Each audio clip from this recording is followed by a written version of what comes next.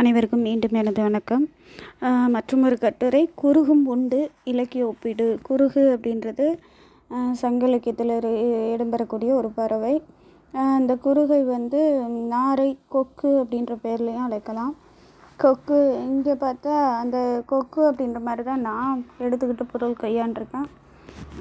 இது குறுந்தொகையில் ஒரு பாடல் வரும்.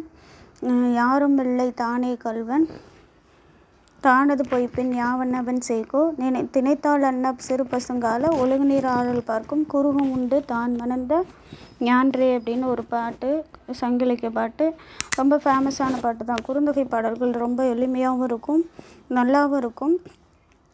நிறையா எடுத்துக்காட்டு காட்டப்பட்ட பாடல்கள் குறுந்தொகை பாடல்கள் தான். இலக்கணத்துக்கோ மற்ற இதுக்கோ எடுத்துக்காட்டுகள் சங்க இலக்கியத்தில் குறுந்தொகையில் தான் அதிகமான எடுத்துக்காட்டு பாடல்கள், குறுந்தொகை பாடல்களை தான் அதிகமான சான்று பாடல்களாக காட்டியிருப்பாங்க.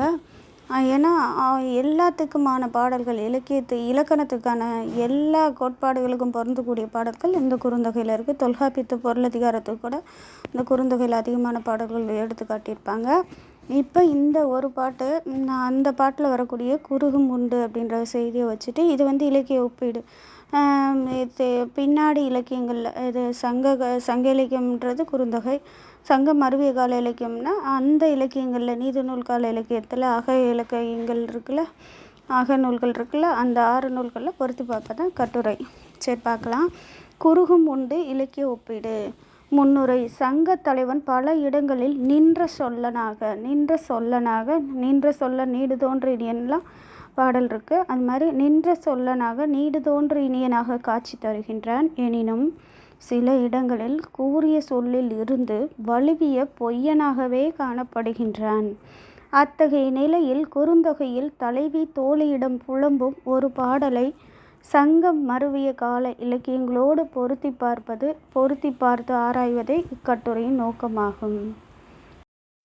குறுந்தொகை தலைவன் வினையையே உயிராகவும் பெருமையையும் உரனையுமே அணிகலனாகவும் கொண்ட குறுந்தொகை தலைவன். வினையையே உயிராகவும், தான் செய்யும் தொழிலையே உயிராகவும், பெருமையும் உரனும் ஆடுவுமேனன்னு தொல்காப்பியர் சொல்லியிருப்பாரு. அந்த பெருமையையும், உரன்னா வலிமை, இந்த பெருமையையும் உரனையுமே அணிகலன்களாகவும் கொண்ட குறுந்தொகை தலைவன். ஒரு தலைவனுக்கு 2 அணினா அழகு தரக்கூடியது, 2 பெருமையும் வலிமையும் அப்படின்ற மாதிரி சொல்லுவாங்க. அதைத்தான் வினையையே உயிராகவும் பெருமையையும் உரனையுமே அணிகலன்களாக கொண்ட குறுந்தொகை தலைவன் ஒரு தலைவியிடம் இன்பம் துய்த்துவிட்டு அவளை நீங்கிச் சென்ற நிகழ்வை தலைவி யாரும் வெள்ளை தானே கல்வன் தானது பொய்ப்பின் யானவன் செய்கோ திணைத்தாள் அன்ன சிறு பசுங்கால ஒழுகு நீர் ஆறல் பார்க்கும் குருகும் உண்டு தான் மணந்த ஞான்றே அப்படின்னு குறுந்தொகை 25வது பாடலில் என்றவாறு தோழியிடம் கூறி புலம்புகின்றாள். இதில் என்னென்னா,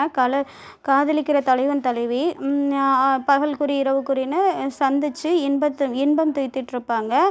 பகல் நேரம் இரவு நேரம் தொடர்ந்து இன்பம் துய்த்திட்டே இருக்கக்கூடிய தலைவன் அவளை சந்திக்கிற தலைவன் அவள்கிட்ட இன்பம் துய்த்து விட்டு ஏமாற்றிட்டா நான் என்ன பண்ணுவேன், ஒருவேளை என்னை தெரியாது அப்படின்னு சொல்லிட்டு என்னை ஏமாற்றிட்டா நான் என்ன பண்ணுவேன் அப்படின்னு சொல்லிட்டு யாருமே சாட்சிக்கு இல்லை, அந்த கொக்கு மட்டும்தான் எனக்கு சாட்சிக்கு. அந்த கொக்கும் எனக்கு அதுவும் எங்களை பார்க்கல, என்ன பண்ணிட்டு இருந்துச்சு, அங்கே வரக்கூடிய ஒழுகக்கூடிய அந்த நீரில் ஆரல் மீன் வருதான்னு எதிர்பார்த்துட்டு இருந்துச்சு, அதுக்கு தேவையான உணவை எதிர்பார்த்துட்டு இருந்துச்சு அப்படின்னு தலைவி என்ன பண்ணுறா, தோழிக்கிட்ட புலம்புறா. ஒருவேளை தலைவன் இன்பம் துய்த்து விட்டு என்னை ஏமாற்றிட்டா, அதை தான் யாருமில்லை தானே கல்வன் அப்படின்ற பாடல்.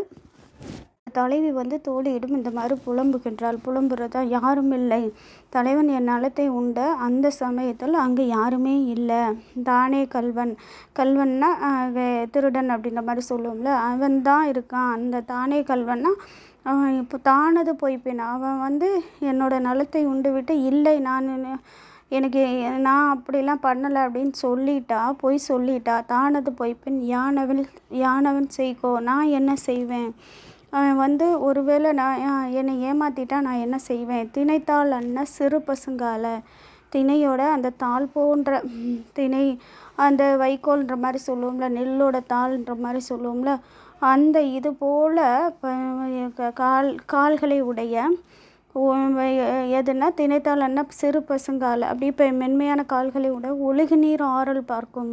அங்கே தண்ணி ஒழுகிக்கிட்டே இருக்குது. இந்த திணைத்தாள் போன்ற பசுமையான இது மெல்லிய கால்களை உடைய மென்மையான கால்களை உடைய ஒழுகு நீரில் அங்கே ஒழுகிக்கிட்டு இருக்க நீரில் ஆறல் மீனை பார்த்து கொண்டிருக்கும் குருகும் உண்டு ஞான் மணந்த ஞான்றே. குறுகாகி அந்த கொக்காகி அந்த பறவை மட்டும் இருக்குது. அந்த கால்களை உடைய கொக்கு பறவை அதுவும் என்ன பண்ணுது, அது மட்டும்தான் அந்த இடத்துல இருந்துச்சு, வேறு யாரும் இல்லை. ஒருவேளை அதை நான் சாட்சி கூப்பிட்டா கூட, தலைவன் என்னை ஏமாற்றிட்டா நான் அதை சாட்சி கூப்பிட்டா கூட அதுவும் வருமா என்னன்னு தெரியல. அதுவும் எங்களை பார்க்கல. அதுவும் என்ன பண்ணிட்டு இருந்துச்சு, அதோட வேலையாகிய அந்த ஆரல் மீனை உண்பதற்கு அதை அந்த ஒழுகின்ற நீரில் அப்படியே அதைத்தான் வெறிச்சு பார்த்துட்டு இருந்துச்சு. எப்படா ஆரல் மீன் வரும், அதை நாம் பிடிச்சி சாப்பிட்லாம் அப்படின்ற மாதிரி. அப்போ எனக்கு யார் சாட்சிக்கு வருவா அப்படின்னு சொல்லிட்டு என்றவாறு தோழியிடம் யாருக்கு தலைவி கூறி புலம்புகின்றாள். பாடலை இன்னொரு தடவை வாசிக்கிறேன். யாரும் இல்லை தானே கல்வன் தானது பொய்ப்பின் யானவன் செய்கோ நீ திணைத்தாளன்ன சிறு பசுங்கால ஒழுகு நீர் ஆறல் பார்க்கும் குறுகும் உண்டு தான் மணந்த ஞான்றே என்றவாறு தோழியிடம் கூறி புலம்புகின்றாள். பொய்த்தவனை என் செய்ய. குறுந்தொகை தலைவன் பொய்த்து விட்டான், யான் என்ன செய்வேன், அங்கு குறுகை தவிர சாட்சிக்கு வேறு யாரும் இல்லையே என புலம்ப, இங்கு புன்னையங்காணல் இருந்தேமா பொய்த்து எம்மை சொல் நலம் கூறி நலன் உண்ட சேர்ப்பனை என்னை கொல் யாம் காணுமாறு என 570 34வது பாடலில் 54வது பாடலில் இறால் மீன் உணங்களை பறவைகளிடமிருந்து காக்க காவலாக அமர்ந்திருந்த எம்மை இறால் மீன் கருவாடு, உணங்கள்னா கருவாடுன்ற மாதிரி சொல்லும்ல, அதுதான் பறவைகளிடமிருந்து காக்க காவலாக அமர்ந்திருந்த எம்மை பொய் கூறி நலம் துய்த்தவனை என்ன செய்ய முடியும்.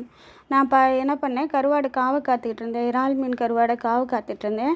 அப்போ பறவை எடுத்துகிட்டு போயிடாமல் காவை காத்துட்டு இருக்கும்போது என்னை பொய் சொல்லி கூப்பிட்டு நான் என்னோட நலத்தை கவர்ந்தவனை என்ன செய்ய முடியும், யான் தண்டிக்க இயலும் என சங்கமருவி யார் தண்டிக்க முடியும். நலம் தைத்தவனை பொய் சொல்லி என்னை நலம் தைத்து விட்டு ஏமாற்றிட்டு விட்டு போனவனை என்ன செய்ய முடியும், யார் தண்டிக்க இயலும் என சங்கம் அருவிய கால தலைவி குறுந்தொகையின் தொடர்ச்சியாக புலம்பும் புலம்பலை இப்பாடல் புலப்படுத்துகின்றது. அப்படி பொய் சொல்லி என்னோட நலனை உண்டு விட்டு போய்விட்டான், நான் இப்போ என்ன செய்வேன், யார் அவனை போய் தண்டிப்பா அப்படின்ற மாதிரி சங்கம் அருவிய கால தலைவி அந்த குறுகுமுண்டு பாடலுக்கு அடுத்து தொடர்ச்சியாக இப்படி புலம்புறதா இன்னொரு பாடல். அடுத்து நாரையே நீ கேள், தலைவன் என்னை என் நலனை உண்டு பொய்த்த செயலை நான் யாரிடம் கூறுவேன், என்ன கூறுவேன், ஏது கூறுவேன், நான் கூறுவதை கேட்பவர் இங்கு யார். தலைவன் என்னை என் நலனை உண்டு பொய்த்த செயலை நான் யாரிடம் கூறுவேன், என்ன கூறுவேன், ஏது கூறுவேன், நான் கூறுவதை கேட்பவர் இங்கு யாருள்ளார். நாரையே நீதான் அவன் என்னிடம் சூள் உரைத்ததையும் என்னை புகழ்ந்து பல மொழிகள் கூறி இசைய வைத்ததையும் அறிவாய். நீதான் அவ்விடத்தில் அச்சமயத்தில் இருந்தாய். ஆதலால் அவன் பொய்த்துவிட்ட இந்நிலையில் என் துயரை உன்னிடமே கூறுகின்றேன் என கடுஞ்சூளின் தான் கண்டு காணலுள் மேயும் தடந்தாள் மடநாராய் கேள். கடுஞ்சூளின் தான் கண்டு காணலுள் மேயும் தடந்தாள் மடநாராய் கேள் அப்படின்னு கைநிலை 50வது பாடலில் பிற்கால இலக்கிய தலைவி நாரையிடம் தன் துயரை சுட்டுகின்றாள். நாரையே நீ தானே இங்கே இருந்த, இப்போ நான் இதை யார்கிட்ட போய் சொல்லுவேன், எப்படி சொல்லுவேன், என்ன சொல்லுவேன், எனக்கு ஒன்றுமே புரியலையே. அதனால் அவன் என்னை ஏமாற்றி விட்டுட்டு போன புலம்பில் உன்கிட்ட தான் நான் கூற முடியும்னா நாரையே நீ கேள் அப்படின்னு சொல்லிட்டு அவள் வருத்தத்தை நாரையிட்ட சொல்கிறாள். நாரையே தேரை நிறுத்து, இன்பம் துய்த்துவிட்டு சென்ற தலைவன் மாய பொய்மொழிகள் கூறி மீண்டும் என்னிடம் வரைவை நீட்டித்து எம் நலம் நுகர வந்தால் நாரையே நீ மடமுடை நாரைக்கு உரைத்தேன் கடனறிந்து பாய்திரை சேர்ப்பன் பரித்தேர் வர கண்டு நீ தகாது என்று நிறுத்து. மடமுடை நாரைக்கு உரைத்தேன் கடன் அறிந்து பாய்திரை சேர்ப்பன் பரித்தேர் வர கண்டு நீ தகாது என்று நிறுத்து என 570 மிகைப்பாடல்னு ஒரு பாடலில் தலைவி ஒருத்தி சுட்றா. அவன் வந்து திரும்ப என்கிட்ட நலன் தூக்க வந்தா, நாரையே நீ வந்து பார்த்துட்டு சும்மா இருக்காத, அவன் தேரை தடுத்து நிறுத்து, திரும்ப பொய் சொல்லி என்கிட்ட என் நலனை கவர அவன் வர வேண்டாம் அப்படின்ற மாதிரி இந்த பாடலில் சொல்கிறா. அதில் பாருங்கள் விளக்கம். அவனது தேரை தடுத்து நிறுத்து, ஏனெனில் அவனுக்கு என்னை மனம் செய்து கொள்வது கடனல்ல, அது வந்து கடமை அல்ல, இன்பம் துய்ப்பதே தலைவனது கடமை. அவன் என்னை திருமணம் செய்கிற நோக்கத்தில் அவன் இல்லை, என்கிட்ட திரும்ப திரும்ப வந்து இன்பம் துய்த்து விட்டு என்னை ஏமாற்றி விட்டுட்டு போகிறதான் அவனோட செயலாக இருக்குது. என தலைவனின் செயலை வெறுத்து கூறுகின்றாள் இத்தலைவி. அடுத்து குறுகே சாட்சி அப்படின்னு இன்னொரு பாடல். குறுகே சாட்சின்னு அடுத்த சைடு கெட்டிங் தலைவன் பொய்த்துவிட்டு என்னை வஞ்சனையாக நான் மறதி உடையவள் எனச் சுட்டலாம், ஆனால் அவ்விடத்தில் இருந்த குறுகு மறதியுடையவை அல்ல. தலைவன் பொய்த்துவிட்டு என்னை வஞ்சனையாக நான் மறதி உடையவள் எனச் சுட்டலாம், நான் இல்லை, அவளோட இந்நிலைமைக்கு நான் காரணம் அல்ல, வேற யாரோ காரணம், அவள் வந்து என்னை மறதியாக சொல்கிறான்னு சுட்டலாம். அப்படி தலைவன் சுட்டினாலும் ஆனால் அவ்விடத்தில் இருந்து குறுகு, சரி நான் மறதி உடையவளாக இருந்தாலும் என்னையே பொய் சொல்லி ஏமாத்தினாலும் அந்த குறுகை ஏமாற்ற முடியுமா? குறுகு மறதியுடையவை அல்ல, அவ்விடத்தில் இருந்த குறுகு மறதியுடையவை அல்ல என தன்னை ஏமாற்றிய அனைத்திற்கும் குறுகே சாட்சி என தலைவி பூந்தன் பொழிலுள் குறுகு, பூந்தன் பொழிலுள் குறுகு, அந்த குறுகு அப்படின்னு சொல்லிட்டு 550 45வது பாடலில் என்றவாறு சுட்டுகின்றாள். அடுத்து பொய்களை எழுதி வைக்கவில்லை அப்படின்னு ஒரு சைட்டு கெட்டிங். தலைவன் பொய் கூறுபவன் என்பதை பாடலில் நேரடியாகவே தலைவி ஒருத்தி குமுதப்பூவும் தாமரைப்பூவும் செங்கழுநீர் பூவும் ஒன்றுடன் ஒன்று சேர்ந்து கிடக்கும் வயல்களுக்கு உரிய தலைவன் பொய் சொல்பவன். குமுதப்பூவும் தாமரைப்பூவும் செழுங்கழுநீர் பூவும் ஒன்றுடன் ஒன்று சேர்ந்து கிடக்கும் வயல்களுக்கு உரிய தலைவன் பொய் சொல்பவன் என 550 47வது பாடலில் தலைவி சுட்டுகின்றாள். மற்றொரு தலைவி தன் தோழியிடம் களவு காலத்தில் தலைவன் சொன்னவை எல்லாம் கணக்கில்லாத பொய்களே, களவு காலத்தில் தலைவன் சொன்ன பொய்கள் எல்லாம் கணக்கில்லாத பொய்களே, அவற்றையெல்லாம் நான் எழுதி வைக்கவில்லை என 570 என்ற நூலில் 50வது பாடலில் தலைவனின் பொய்த்தன்மை மேலும் தெளிவுபடுத்துகின்றாள். அடுத்து தொல்காப்பியரும் திருமண முறையும். இலக்கியம் கண்டு அதற்கு இலக்கணம் இயம்பிய தொல்காப்பியர் தம் நூலில் கையாண்டுள்ள இலக்கிய உத்திகள் தற்போது வழக்கிழந்த இலக்கிய வகைகளுக்கே உரியவை எனினும் சங்க இலக்கியங்களில் காணப்படும் அக இலக்கிய மரபுகள் அனைத்தும் தொல்காப்பியர் வகுத்த இலக்கணத்தில் உள்ளவையே ஆகும். சங்க தலைவர்கள் சிலர் தலைவியை ஏமாற்றிய பொய்யர்களாக இருந்ததால் தான் திருமணம் என்ற ஒரு சடங்கு முறையையே சான்றோர்கள் கொண்டு வந்தனர் என தொல்காப்பியர் பொய்யும் வலுவும் தோன்றிய பின்னர் ஐயர் யாத்தனர் கரணம் என்ப என தொல்காப்பிய பொருளதிகார கற்பியல் 4வது நூற்பாவில் சுட்டுகின்றார். ஏன்னா இந்த மாதிரி இது தொல்காப்பியம் ஏற்றப்படுவதற்கு முன்னாடியே பல இலக்கியங்கள் சங்க இலக்கியங்கள் போல பல நூல்கள் இருந்ததாகவும் அந்நூல்கள் எல்லாம் படித்து ஆராய்ந்து தான் தொல்காப்பியர் இலக்கணத்தை படைத்தார், தொல்காப்பிய பொருளதிகார இலக்கணத்தை படைத்தார் என்பதும் உண்மை. அந்த சங்க இலக்கியங்கள் போல் இருந்த இலக்கியங்களில் நிறைய பொய்யும் பழுவும் இந்த மாதிரி தலைவன் பொய்த்து விட்ட நிகழ்வுகள் எல்லாம் இருந்ததால் தான் தொல்காப்பியர் அதற்கு ஒரு முடிவு கட்ட வேண்டும் என பொய்யும் பழுவும் இந்த நூற்பாவை படைத்திருக்கிறார். பொய்யும் பழுவும் தலைவன் பொய்த்த இந்த இது குற்றம் நான் இல்லை அப்படின்ற மாதிரி அதுக்கு பின்னாடி வந்த விளைவு தலைவி ஏமாற்றி விட்டுட்டு இந்த மாதிரி பல குற்றங்கள் நாட்டில் பெருகினதுக்கு அப்புறம்தான் ஐயர் யாத்தனர் கரணம் என்பார். இங்கே ஐயர்ன்றது சான்றோர்களை சொல்லுவார். அதனால தான் கரணம் என்பது ஒரு திருமண சடங்கு முறையை அந்த காலத்தில் வகுத்து வச்சாங்க அப்படின்னு தொல்காப்பியர் சொல்கிறார். ஏன்னா அந்த காலத்தில் உடன்போக்கு போய் தான் திருமணம் செஞ்சுக்குவாங்க. இந்த மாதிரி உடன்போக்கு தான் திருமணம் அப்படின்ற மாதிரி இந்த மாதிரி செய்கைகள் தோன்றியதுக்கு பின்னாடி தான் திருமணம் என்ற ஒரு முறையவே தொல்காப்பியர் வகுத்து வச்சிருக்காரு. அது சான்றோர்கள் சொன்னதா தொல்காப்பியர் வகுத்து வச்சிருக்காரு. ஓகேவா? அடுத்து தலைவன் கள்ள மனத்தான். மேற்கண்ட தொல்காப்பியரின் பொய்த்தன்மையை தலைவியின் தலைவன் கொண்டுள்ளானோ தலைவியாகிய நின் மகளை விட்டுவிட்டு வேறொரு பெண்ணை என்னும் பொய்மை மனத்தானோ என செவிலி வருந்துவதாக தோழி செவிலியை தேற்றும். மேற்கண்ட தொல்காப்பியரின் பொய்த்தன்மையை தலைவியின் தலைவன் கொண்டுள்ளானோ தலைவியாகிய நின் மகளை விட்டுவிட்டு வேறொரு பெண்ணை என்னும் பொய்மை மனத்தானோ என செவிலி வருந்துவதாக தோழி செவிலியை தேற்றும்.